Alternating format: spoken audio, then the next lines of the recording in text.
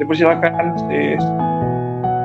Hai semuanya, selamat malam. Selamat malam. Senang bisa melihat teman-teman semua hadir malam hari ini di hari Rabu.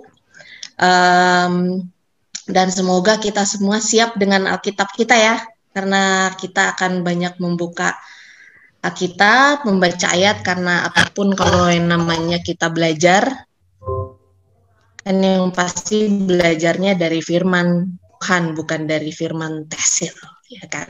Jadinya aku juga di sini juga mau sharing sambil belajar juga, dan sangat excited banget akan pelajaran hari ini karena ternyata banyak mengingatkan dan menegur. Kedengeran Bro Johan? Kedengeran ya? Oh, tadi masalah. Ya. Sorry. Gak apa-apa. Doain ya supaya signal kita semua baik-baik aja. Oke, jadinya malam hari ini kan kita akan belajar mengenai ini kayak iman dari segala iman, kayak Sister Dita bilang tadi, ini kayak ya udah deh, ini iman yang sangat signifikan karena the faith of Jesus ya, iman Yesus, karena dia itu at the end dia tidak pernah berdosa, tapi dia tetap beriman. Kalau yang lain-lain kan ada aja dosanya ya.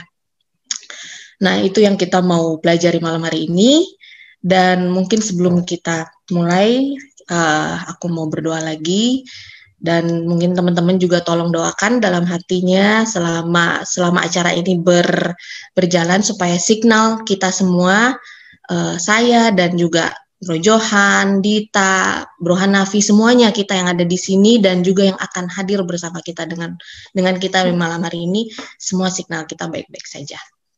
Oke, mari kita berdoa. Ya Bapa kami yang bertata dalam kerajaan surga, tidak putus-putusnya ya Bapa, kami dari Promise Community datang kembali ke hadirat-Mu suci, terutama di hari Rabu ini ya Bapa, karena kami sangat mengandalkan Engkau dalam kehidupan kami ya Bapa. Engkau tahu kami berada di malam hari ini bukan untuk bersenang-senang, hanya sekedar kumpul-kumpul, tapi di sini ya Bapa kami ingin selalu dikuatkan, terutama di masa-masa sulit seperti sekarang ini ya Bapa. Dan kami tahu bahwa sumber kekuatan kami, sumber kedamaian kami juga itu hanya berasal daripada-Mu saja. Dan kami juga ingin belajar lagi ya Bapak lebih dalam lagi mengenai iman, di mana kami sudah belajar selama beberapa bulan terakhir ini mengenai iman-iman dari tokoh-tokoh di Alkitab, dan sekarang kami akan mempelajari mengenai iman daripada-Mu ya Bapak, daripada anak-Mu Yesus Kristus yang telah mati di kayu salib untuk kami semua. Dan maka daripada itu ya Bapak, kiranya Engkau memberikan kami Roh Kudus-Mu yang berlimpah, supaya dapat mengusik hati dan pikiran kami, supaya kami dapat betul-betul menerima ya Bapak apa itu yang Engkau ingin kami pelajari malam hari ini, supaya kami juga dapat menghadapi hari-hari ke depan kami ya Bapak lebih baik lagi ya Bapak, dan lebih beriman lagi sama seperti dengan-Mu ya Bapak.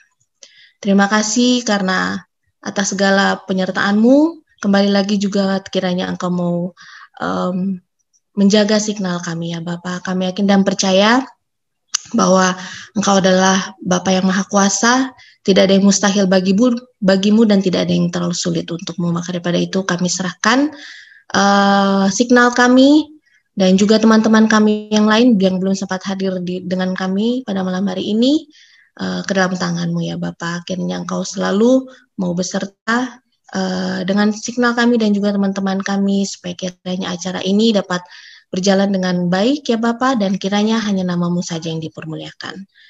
Terpujilah nama-Mu sekali lagi ya Bapak, dan ampunilah segala dosa-dosa kami. Karena hanya dalam nama Yesus kami berdoa dan mengucap syukur. Amin. Oke.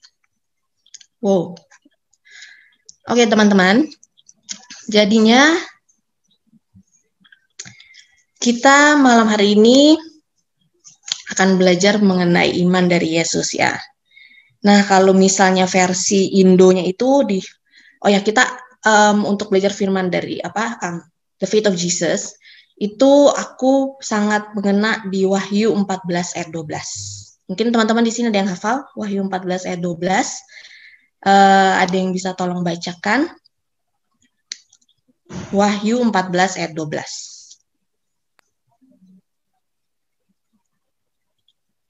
Bro Hanafi atau Francia? Wahyu, gue dulu deh. Wahyu 14 ayat 12.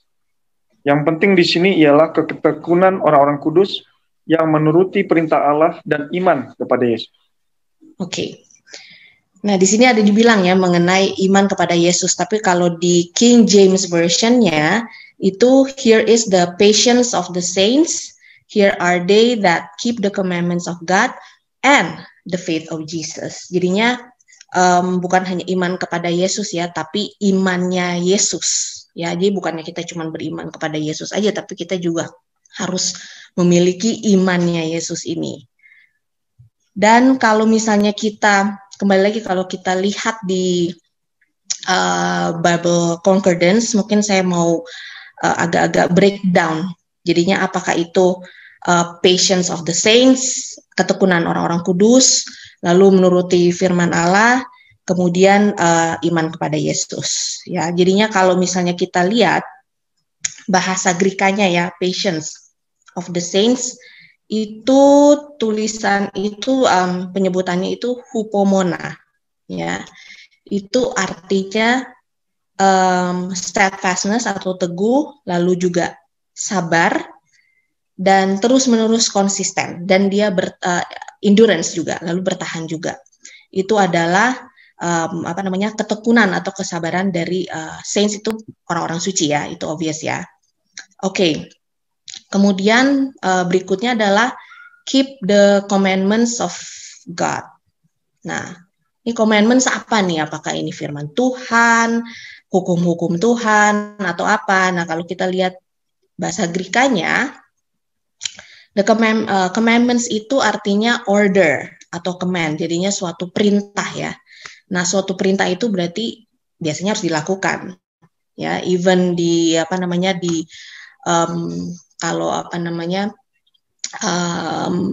army itu tuh kalau misalnya atasannya atau jenderalnya memberikan order atau perintah, itu pasti harus dilakukan.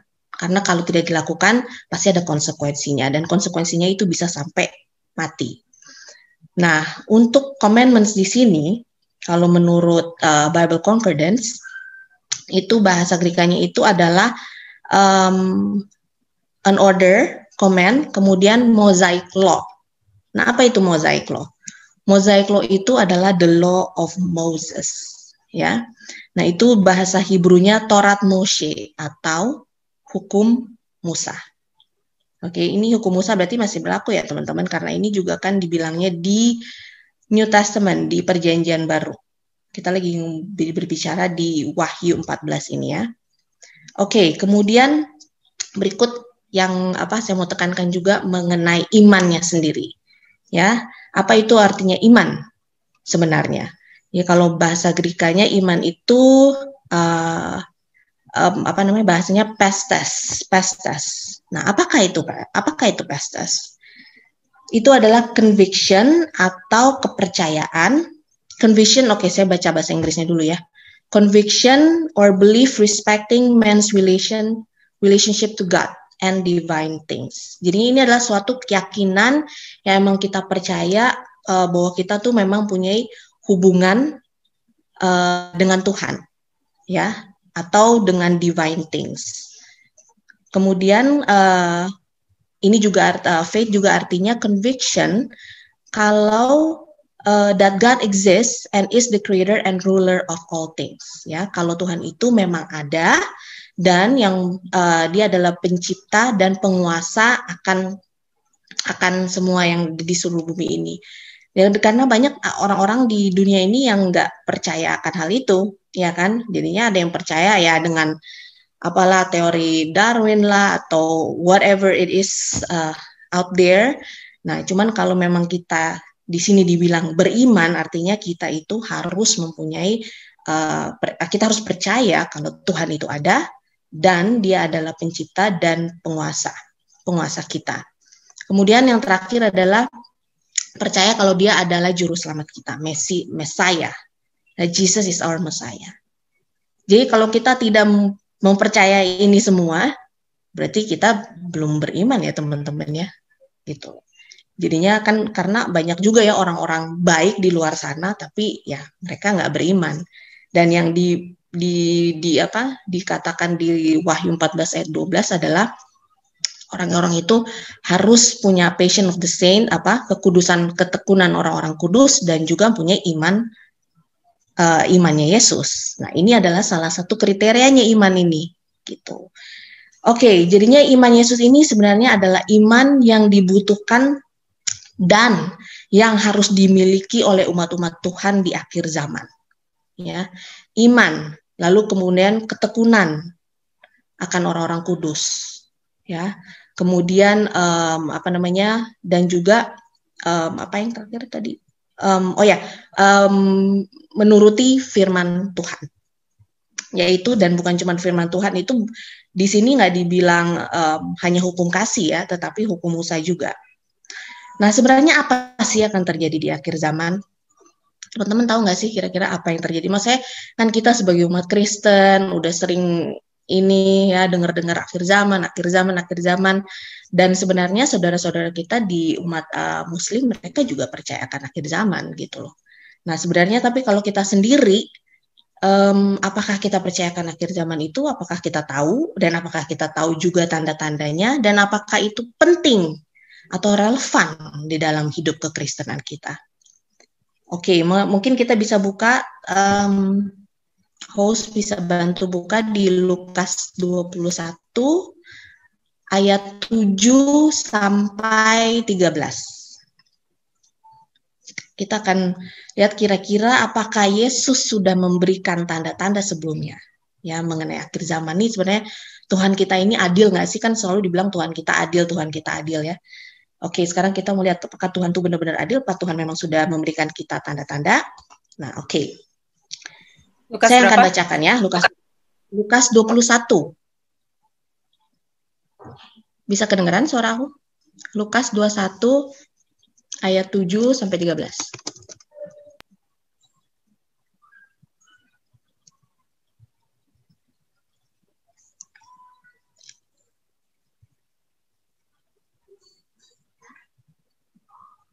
Oke, dan murid-murid bertanya kepada Yesus, katanya, "Guru, bila manakah itu akan terjadi dan apakah tandanya kalau itu akan terjadi?" Ya. Oke, lalu jawab Yesus, "Waspadalah supaya kamu jangan disesatkan. Sebab banyak orang akan datang dengan memakai namaku dan berkata, 'Akulah dia,' dan saatnya sudah dekat, janganlah kamu mengikuti mereka." Nah, ini apakah sudah terjadi, teman-teman? Ajaran atau aliran sesat ini bukanlah suatu yang baru juga ya, dan ini memang sudah terjadi.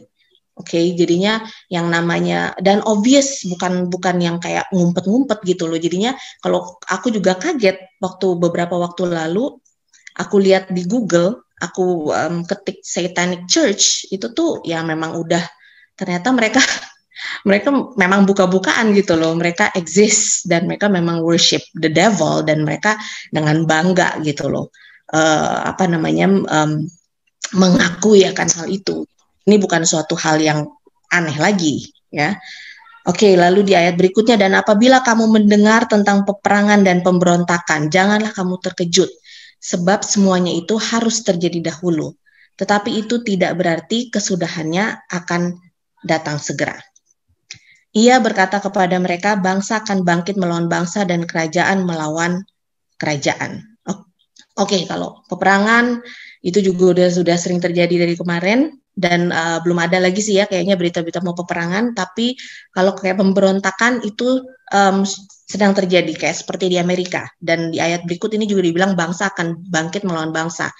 Itu tuh di Amerika dari tahun 1850 mereka hanya mempunyai 2 partai, oke, Republican dan Demokrat. That's it.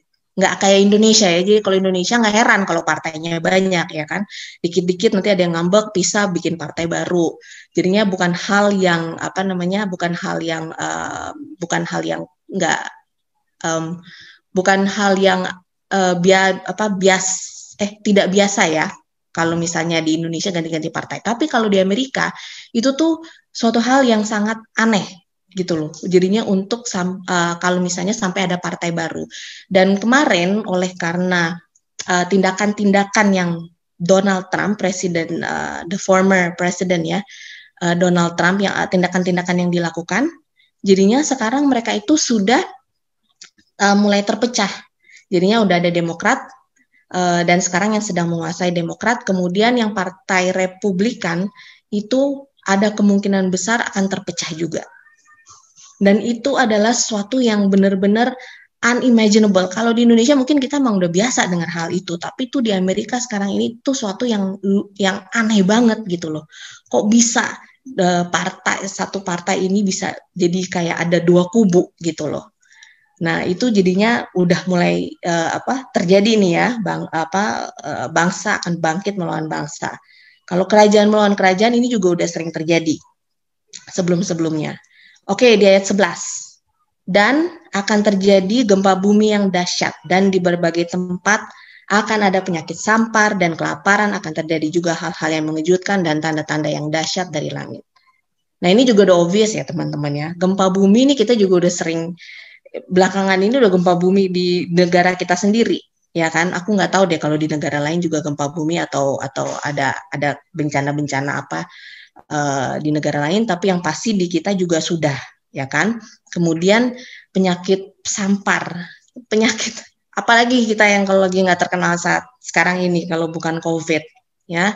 Dan bukan hanya COVID, ada banyak juga penyakit lain sebenarnya yang sudah ada dari sebelum-sebelumnya, cuman sekarang ini yang benar-benar lagi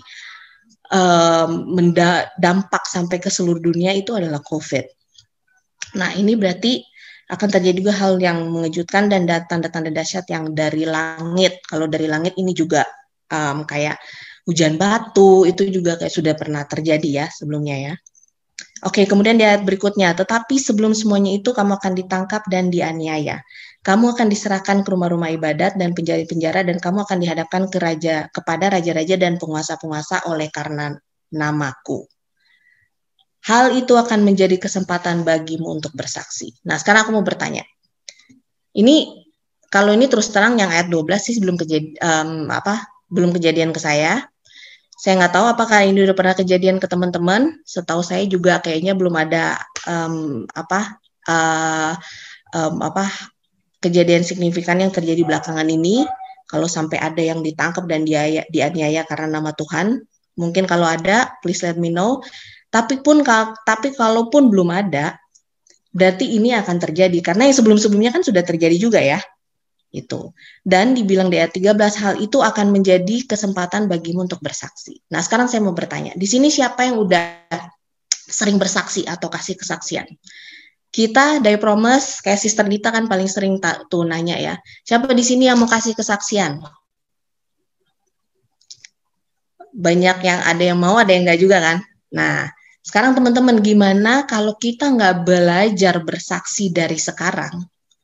Bagaimana kita mau bersaksi kalau kita lagi dianiaya?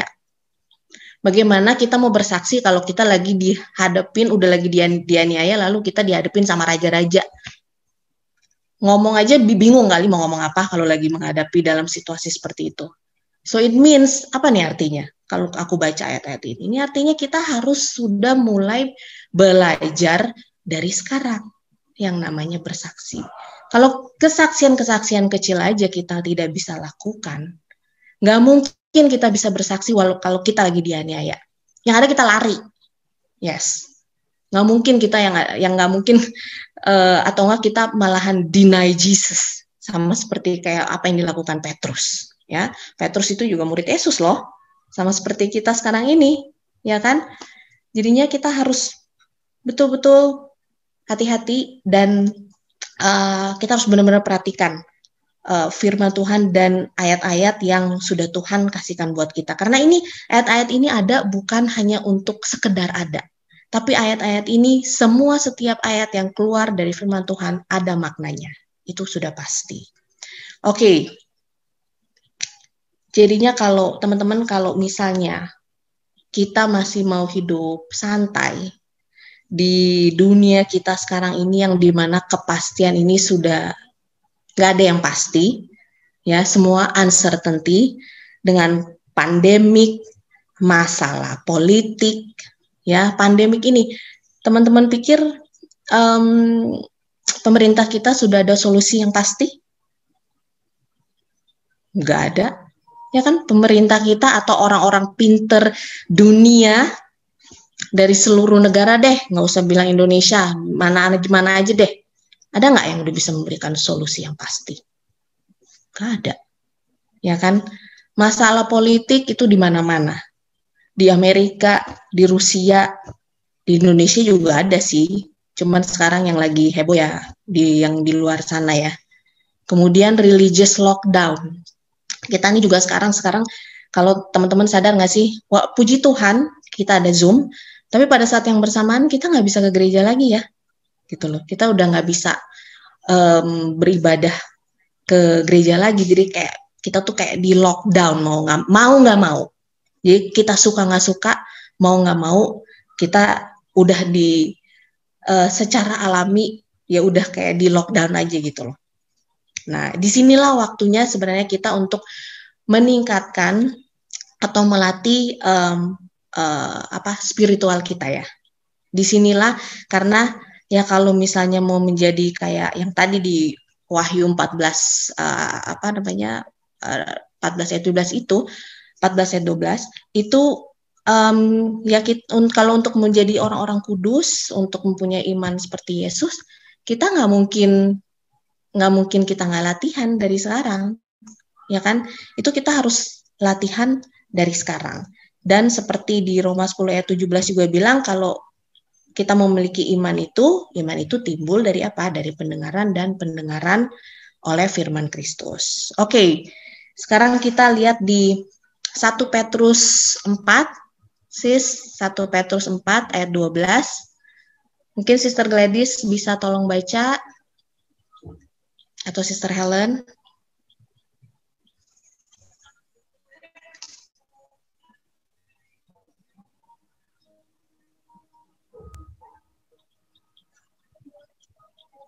Satu Petrus 4 ayat 12. Saudara-saudara yang kekasih, janganlah kamu heran akan nyala api siksaan yang datang kepadamu sebagai ujian, seolah-olah ada sesuatu yang luar biasa terjadi atas kamu. Ya, ini luar biasa nih kan, kalau misalnya bahasa Indonesianya kepada seolah ada sesuatu yang luar biasa terjadi atas kamu ya. Kalau English versionnya itu King James Version, as though some strange thing happen unto you. Nah, kalau strange things ini hanya akan strange kalau misalnya itu memang benar-benar asing buat kita, ya kan? Jadi kan dibilang kita janganlah kamu heran akan nyala api siksaan. Berarti kan memang kita akan harus melalui siksaan, dan kita nggak boleh heran ya, karena sudah dikasih tahu juga sama Tuhan. Jadinya menurut aku di sini memang agak-agak, kalau misalnya kita masih menganggap ini sesuatu yang strange atau sesuatu yang asing, berarti ini ada yang salah sama kita, teman-teman. Ini berarti kita punya hubungan dengan Tuhan ini kurang deket ya, karena sebenarnya ini kan ini juga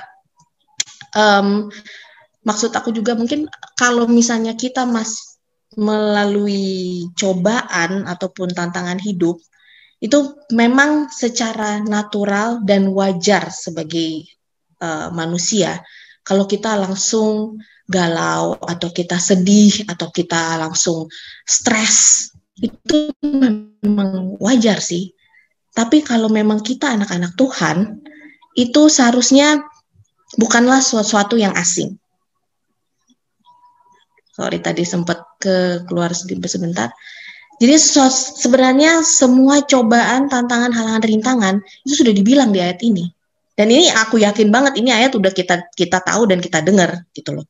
Udah nggak, itu sudah tidak menjadi sesuatu yang asing lagi untuk kita, ya. Jadinya seperti apa? Misalnya yang asing buat kita sekarang ini, COVID, kemudian social distance, kita sekarang harus jaga jarak, kemudian kita harus pakai masker, nggak nyaman, ya kan? Lalu komplain, lalu juga dengan krisis ekonomi, dengan apalah segala macam. Itu semua memang strange things, tapi kan kita udah nggak harus terkejut lagi ya, karena memang sudah dibilang sama Tuhan kita akan melalui ini. Gitu loh. Tapi ya di ayat 13-nya kalau teman-teman lihat sebaliknya, tapi ya kembali lagi ya, Tuhan itu baik. Kita lihat di ayat sesudahnya, sebaliknya bersukacitalah sesuai dengan bagian yang kamu dapat dalam penderitaan Kristus, supaya kamu juga boleh bergembira dan bersukacita pada waktu Ia menyatakan kemuliaannya. Jadi teman-teman, pada akhirnya kita juga akan bergembira dan bersukacita. Dan jangan lupa ya, Tuhan Yesus kita itu, Dia sudah mengalami semuanya ini, Dia sudah melewati segala penderitaan, ya, lebih dari yang kita derita sekarang ini, yang kita semua derita sekarang ini, itu sudah dilewati sama Dia, dan Dia tidak pernah melakukan dosa pada saat yang bersamaan.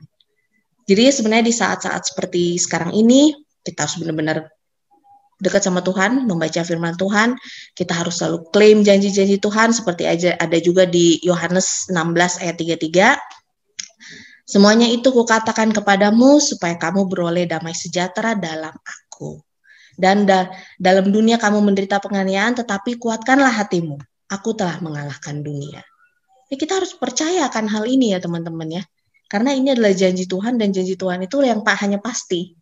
Kalau janji-janji pemerintahan kita, janji-janji dunia, tidak ada yang pasti. Hanya janji Tuhan yang pasti. Kemudian di Keluaran 14 ayat 14 juga harus ingat. Saya suka versi bahasa Inggrisnya, the Lord shall fight for you and ye shall hold your peace. Ya Tuhanlah yang sedang fight untuk kita juga. Jadinya bukan hanya kita aja yang fight, Tuhan juga fight for us. Kita ini lagi dalam peperangan spiritual warfare yang kita tidak bisa lihat, dan Tuhan itu sedang fight untuk kita juga, bukan hanya kita yang fight sendirian gitu loh. Dan Tuhan itu fight buat kita supaya apa?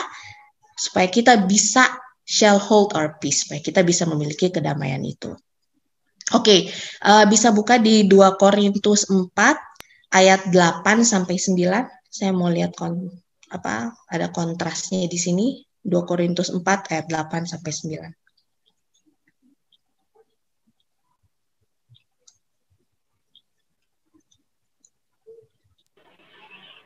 2 Korintus 4 ayat 8 dan 9. Kamu telah kenyang, kamu telah menjadi kaya, tanpa kami kamu telah menjadi raja.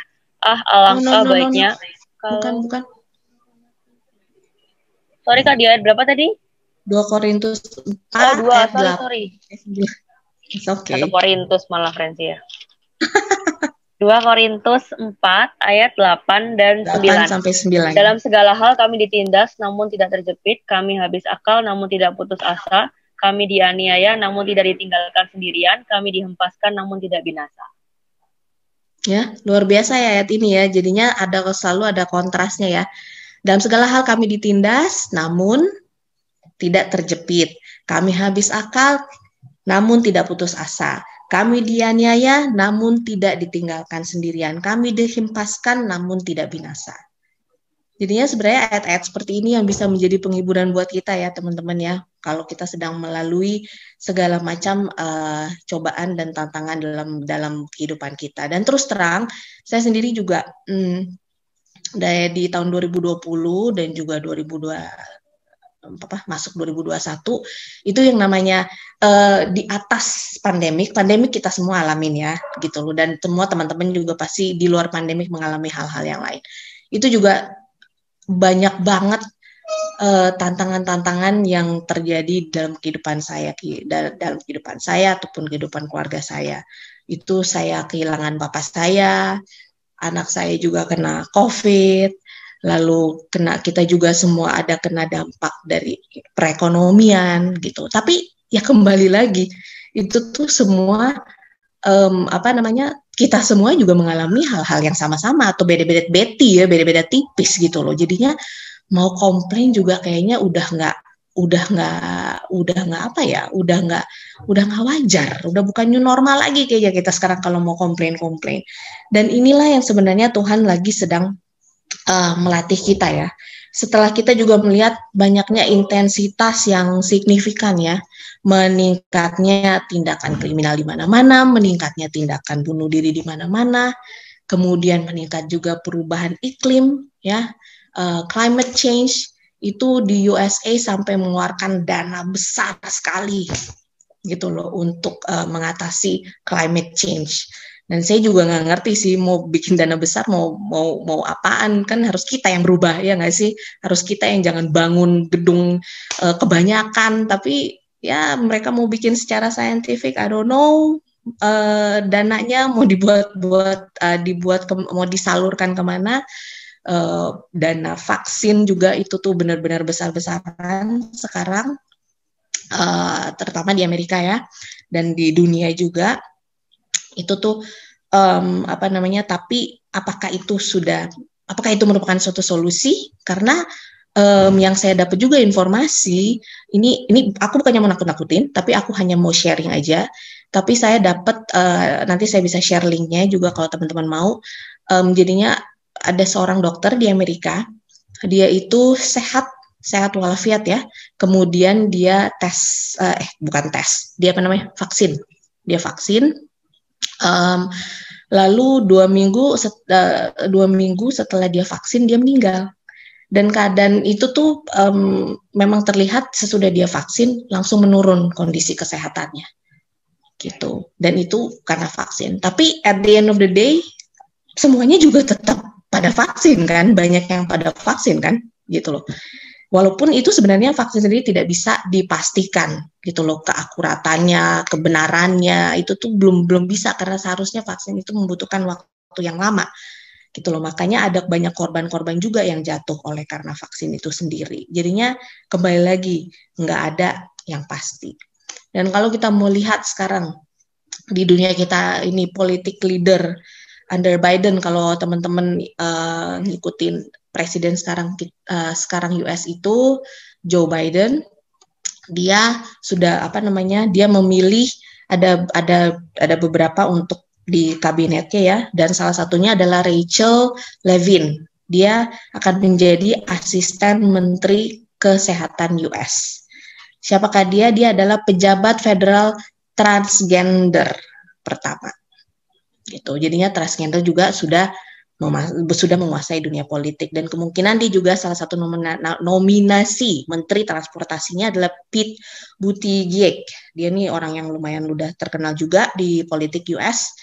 Dia sempat menjadi kandidat presiden juga, dan dia gay pertama dari partai besar di US. Kembali lagi ya teman-teman ya, di tengah-tengah chaos ini Yakobus mengingatkan kita ya, Yakobus 1 ayat 4. Dan biarkanlah ketekunan itu memperoleh buah yang matang, supaya kamu menjadi sempurna dan utuh, tak kekurangan suatu apapun. Inilah kenapa Yesus sedang menguji dan melihat betul-betul akan kesetiaan dan ketekunan akan umat-umatnya, supaya kita siap apa yang akan terjadi dengan kita. Gitu loh. Sama seperti kayak orang inilah ya, misalnya orang yang meninggal. Kalau misalnya dia matinya mendadak, kan pasti banyak yang kayak aduh, wah gimana gitu loh, kayak udah nggak bakalan ketemu lagi. Padahal kalau kita umat percaya, memang kita imani, pasti seharusnya kita nggak usah sampai bersedih begitu ya. Tapi kesini-sini akhirnya apa? Dengan kematian COVID yang makin meningkat, sampai akhirnya kayaknya juga yang namanya kematian udah menjadi hal yang biasa ya untuk kita.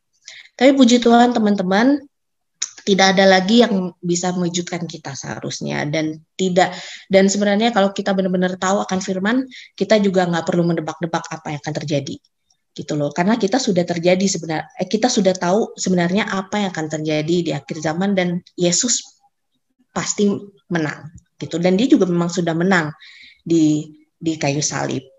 Nah, kita ini kalau teman-teman belum sadar ya, kita ini sedang dalam peperangan, dan peperangan yang lebih ke arah kalau yang saya maksud ya, sekarang ini adalah kita dalam peperangan spiritual. Jadinya kalau teman-teman tahu kan, kalau misalnya setiap negara itu kalau mau berperang itu persiapannya luar biasa ya. teman-teman ya. Tentara-tentaranya itu dipersiapkan secara mental, secara fisik, dan skill mereka, leadership skill mereka itu benar-benar dilatih. Ya, itu sudah dari Perang Dunia Pertama, Perang Dunia Kedua, dan kemudian juga kalau teman-teman tahu familiar dengan Navy SEALs. Navy SEALs itu Navy, Sea, Air, and Land Force, jadinya tentara laut, udara, darat. Ya, itu mereka adalah special force yang memang ditugaskan untuk menjaga akan negara Amerika, seperti itu. Dan itu persiapan mereka untuk jadi SEAL aja itu ada standarnya gitu loh. Dan begitu jadi SEAL itu yang harus mereka lakukan. Waduh, trainingnya itu kalau aku baca, mereka tuh harus bisa berenang di dalam badai laut gitu loh. Kita kalau bisa laut, kita aja kalau lagi ke tempat wisata, terus misalnya udah tahu airnya naik, kan pasti kita nggak boleh naik perahu kan, pasti disuruh sama orang, jangan, soalnya airnya mau naik gitu kan. Nah kalau ini SEALs ini nggak, justru mereka lagi badai, mereka harus ada di dalam air gitu loh. Dan itu mereka diajarin bagaimana caranya mereka bisa bertahan di dalam keadaan seperti itu. Ini adalah tentara-tentara dunia, teman-teman. Lawan-lawan mereka adalah musuh-musuhnya, ya sesama, ya misalnya sesama manusia juga, ya kan, walaupun beda negara, tapi sesama manusia juga, gitu loh. Kalau di Amerika malahan sekarang mereka sedang berperang antara sesama Amerika juga, sesama warga negara Amerika. Nah, tapi kalau kita ini nih sekarang, kalau yang namanya patience of the saints ya, saints berarti orang-orang kudus, berarti kan ini ada beberapa orang ya, gitu loh, bukan cuma satu orang. Nah ini berarti kan kita nih sedang dipersiapkan sama Tuhan untuk peperangan yang memang sedang terjadi sekarang ini dan yang akan kita hadapi lebih besar lagi di saat-saat akhir zaman nanti. Gitu. Nah, apakah kita sudah siap? Gitu loh. Apakah kita benar-benar sudah equip atau kita sudah kita sudah memperkuat atau mempersiapkan alat-alat perang kita gitu loh. Karena kalau kita lihat di Efesus 6 ayat 12, karena kita akan membaca Efesus 6 ayat 10 sampai 20 ya teman-teman ya. Mungkin host bisa tolong buka Efesus 6 ayat 10 sampai 20. Akhirnya, aku akan bacakan. Akhirnya hendaklah kamu kuat di dalam Tuhan, di dalam kekuatan kuasa-Nya. Kenakanlah seluruh perlengkapan senjata Allah supaya kamu dapat bertahan melawan tipu muslihat iblis. Nah, ini di ayat 12. Karena perjuangan kita bukanlah melawan darah dan daging, tetapi melawan pemerintah-pemerintah. Melawan penguasa, ini bukan pemerintah-pemerintah Indonesia atau pemerintah atau pemerintah Rusia ya, tapi ini dibilang pemerintah melawan penguasa-penguasa, melawan penghulu-penghulu dunia yang gelap ini, melawan roh-roh jahat di udara. Jadi apakah lawan kita ini sepadan dengan kita? Sama sekali enggak loh. Dan jangan salah ya, ini roh-roh jahat ini, mereka ini sudah mempersiapkan diri mereka sudah beribu-ribu tahun, teman-teman. Gitu. Jadinya kalau kita juga mau melakukan segala sesuatu dengan kuasa kita nggak akan bisa. Kita butuh iman Yesus untuk bisa melakukan semua ini. Kita harus percaya dan kita harus berbuat juga. Nah, sebenarnya apa saja yang harus kita persiapkan diri kita dengan apa saja ya. Kalau dibaca dengan berikutnya ayat 15, kakimu berkasutkan kerelaan untuk memberitakan Injil damai sejahtera. Nah, apakah kita sudah memberitakan Injil damai sejahtera? Apakah kita sudah bersaksi sama kayak tadi? Kemudian ayat 16, dalam segala keadaan pergunakanlah perisai iman. Sebab dengan perisai itu kamu akan dapat memadamkan semua panah api dari si jahat. Ini iman ya, teman-teman ya.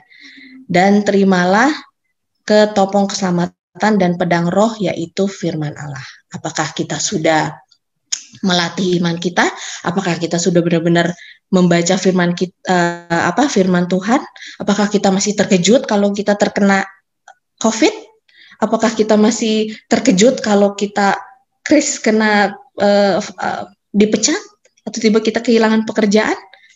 Karena kalau kita masih terkejut, teman-teman, berarti kita masih belum siap nih.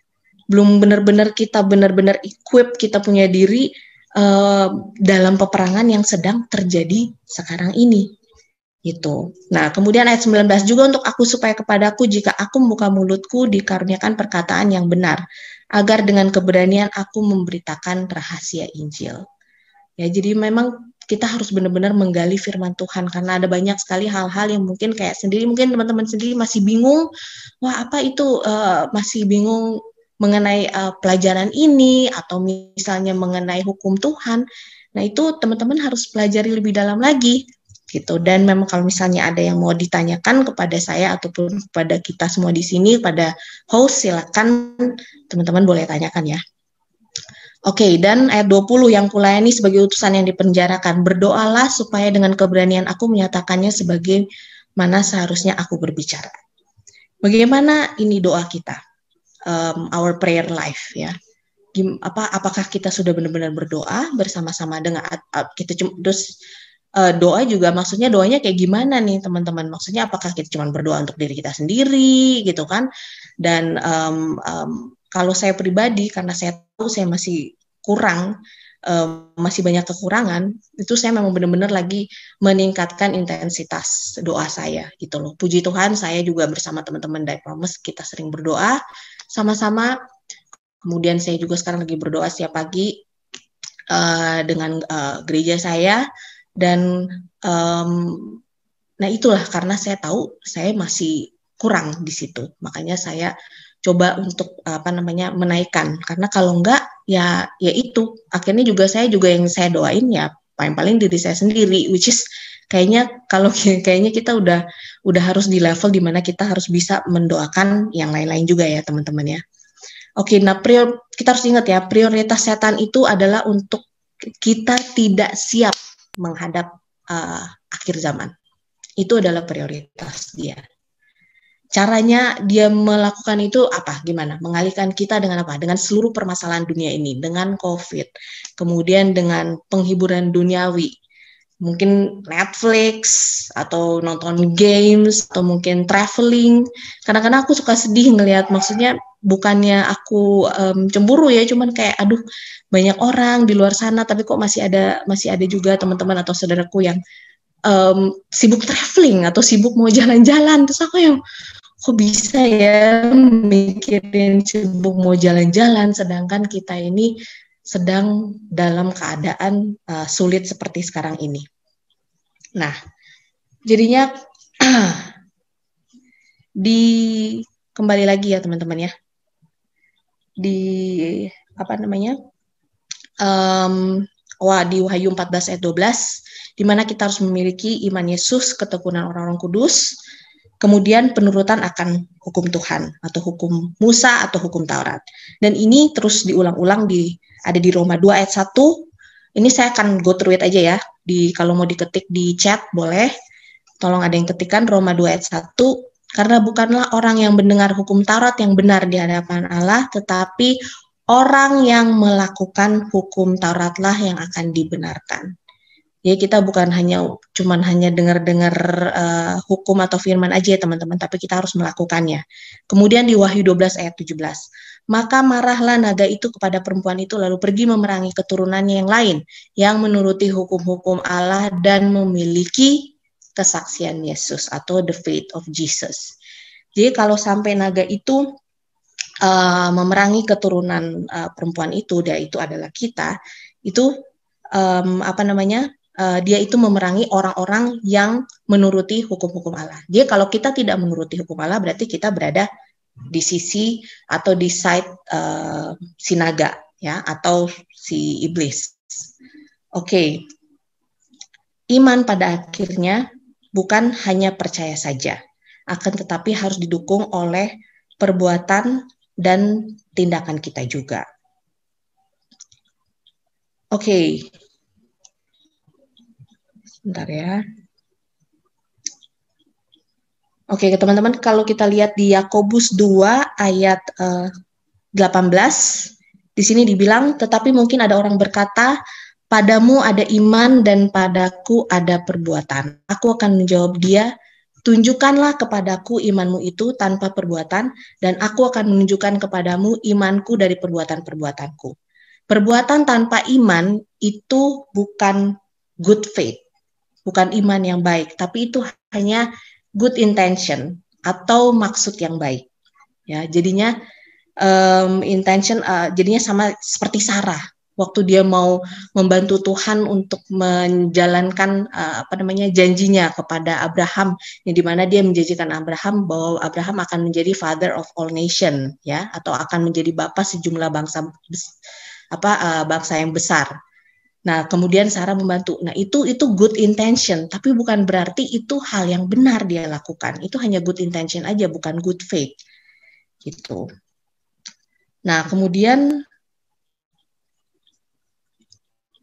tapi di Galatia 2 ayat 16, ini saya mau tekankan juga, di Galatia 2 ayat 16, kan ada yang bilang juga, tapi kan kita nggak dibenarkan oleh iman kok, gitu kan, kita tidak dibenarkan oleh mengikuti, hanya mengikuti hukum-hukum Tuhan, ya seperti di Galatia 2 ayat 16, saya akan bacakan.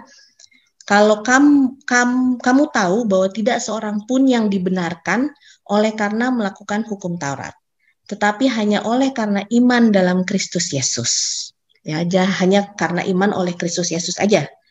Jadinya dia itu bisa dibenarkan. Sebab itu kami pun telah percaya kepada Kristus Yesus supaya kami dibenarkan oleh karena iman dalam Kristus dan bukan oleh karena melakukan hukum Taurat. Sebab tidak ada seorang pun yang dibenarkan oleh karena melakukan hukum Taurat. Ya, betul. Saya setuju akan hal itu. Memang kita itu hanya bisa dibenarkan oleh karena iman kepada Yesus. Teman-teman, kalau saya mau sharing firman, ya, misalnya firman pada malam hari ini, kalau saya mau menunggu saya ini benar-benar bisa melakukan firman Tuhan dulu, hukum Taurat dulu sepenuhnya, saya mau layak bawa firman, itu saya nggak akan bisa sih. Saya nggak akan bisa hadir di malam hari ini, itu udah pasti, gitu loh. Karena saya nggak layak. Kenapa saya nggak layak? Karena apa? Karena saya masih belum bisa mengasihi musuh saya dengan sepenuh hati saya. Saya masih hold grudges gitu loh. Dan saya juga masih mengingini akan hal-hal yang seharusnya mungkin saya tidak ingini. Gitu. Jadi kalau saya mau tunggu saya layak atau saya bisa melakukan semua hukum dulu baru saya sharing, ya berarti mendingan saya nggak akan pernah bisa sharing. Karena saya nggak akan pernah layak, teman-teman. Gitu loh. Saya melakukan semua ini karena apa? Karena iman kepada Yesus. Jadinya apa? Ya karena nurut aja. Udah disuruh sharing, ya sharing aja. Gitu loh. Kemudian waktu saya mau sharing ini juga begitu banyak tiba-tiba hambatan yang terjadi. Apakah itu membuat saya untuk berhenti? Ya enggak juga. Saya minta tolong kan sama semua orang untuk doain saya dan doain Signal, dan puji Tuhan teman-teman, Signal saya itu udah dari beberapa terakhir ini itu nggak pernah bagus. Itu yang saya selalu minta doakan kepada semua teman-teman saya di sini. Banyak ya teman-teman saya di sini, saya minta doakan akan Signal saya. Tapi puji Tuhan malam ini saya nggak tahu kenapa, kok ini kayaknya oke-oke aja kan ya signalnya, itu loh, so far so good.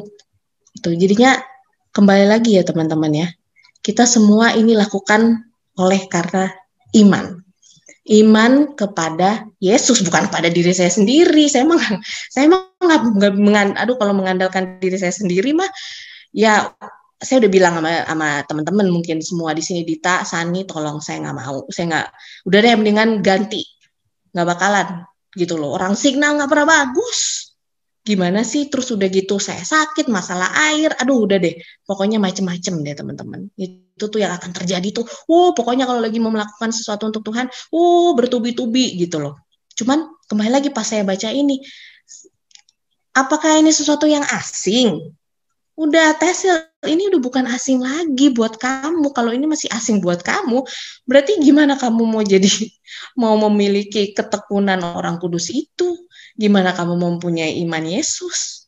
masih banyak sih, memang aku juga masih banyak yang harus dirubah dan masih banyak yang harus di apa namanya dijalani ya. Cuman bagaimanapun juga kita harus percaya dan menurut gitu loh. Dan menurut semua hukum-hukum Tuhan. Gitu. Kalau teman-teman di sini masih ada yang bingung, maksudnya apa sih kata hasil hukum-hukum Tuhan? Ayo deh kita ngomong, ayo deh kita belajar lebih dalam lagi, ayo kita belajar lebih lanjut lagi, gitu loh. Karena seperti ayat-ayat yang sudah kita baca ya tadi sebelumnya ya, gitu loh. Karena memang bagaimanapun juga, walaupun iman Yesus lah yang membenarkan kita sebenarnya, tetapi justru karena kita sudah beriman sama seperti Yesus, maka daripada itu kita pasti mau menjalankan semua hukum-hukumnya. Sama seperti kalau kita udah sangat mencintai orang tua kita, pasangan hidup kita, anak-anak kita, kan pasti kita akan berbuat apa saja untuk mereka kan, gitu loh. Sama seperti ini, kalau kita menjalani hukum Tuhan, ya kita berbuat apa sih? Yang kita berbuat adalah menurut kepada Tuhan kan. Berarti kita akan berbuat apa saja untuk Tuhan. Apa yang Tuhan mau akan kita lakukan. Apa yang Tuhan suruh akan kita lakukan. Mau itu aneh, mau itu kok kayaknya nggak masuk akal, mau itu kayaknya itu kayaknya udah basi deh, kayaknya itu udah nggak berlaku lagi deh sekarang. Tidak ada alasan. Tuhan bilang menurut saja. Karena memang segala sesuatu kalau ikut Tuhan tidak ada yang masuk akal. Jadinya teman-teman mungkin kita bisa bertanya pada kita, kembali lagi sih kalau aku kembali lagi ke Wahyu 14 ayat 12 ayat 12 ini ya. Mungkin kita bisa tanyakan kepada diri kita kembali masing-masing. Ini juga selalu menjadi doa saya sih, karena saya belum bisa menghidupkan ini sepenuhnya. Makanya ini terus saya doakan juga untuk saya pribadi ya. Jadinya bagaimana dengan kita? Apakah kita sudah memiliki ketekunan akan orang-orang kudus? Do we have the patience of the saints? Gitu loh. Dan kemudian apakah kita sudah menuruti semua perintah Allah atau hukum Taurat? Dan apakah kita sudah memiliki iman Yesus? Karena kalau ini belum kita bisa jalanin, atau belum bisa kita lakukan, atau setidaknya kita tidak minta sama Tuhan dari sekarang untuk membukakan kepada kita dan juga untuk membuat kita sadar dan meminta sama Tuhan, kita pasti nggak akan siap untuk akhir zaman. Karena teman-teman, untuk kedepannya nggak akan makin easy, nggak akan makin mudah. Justru makin akan sulit. Tapi kalau kita mempunyai iman akan Yesus, kita akan damai-damai aja. Karena seperti yang saya udah bilang tadi ya, semua segala macam pergumulan hidup dan tantangan masalah yang saya hadapin dari 2020 sampai sekarang itu, sekarang saya puji Tuhan udah menjalaninya lebih dengan damai lagi. Nah itu bukan karena saya tahu, seperti di Keluaran 14 ayat 14, Tuhanlah yang sedang fight for me, supaya saya bisa memperoleh kedamaian itu. Dan itu saya minta.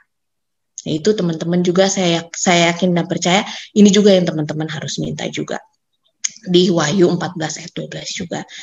Ini juga merupakan suatu pengharapan saya buat saya pribadi dan juga terutama juga untuk teman-teman kita semua di sini, supaya kita punya patience of the saints, karena kan ini namanya saints ya. Jadinya lebih dari satu orang ya. Jadi merupakan suatu kerinduan saya untuk kita semua yang ada di Zoom meeting di malam hari ini dan keluarga kita juga, untuk supaya kita bisa bersama-sama melalui ini semua, dan tentunya pasti kita bersama-sama nantinya dengan Tuhan di kerajaan surga. Terima kasih teman-teman, semoga teman-teman masa diberkati dan Tuhan berkati.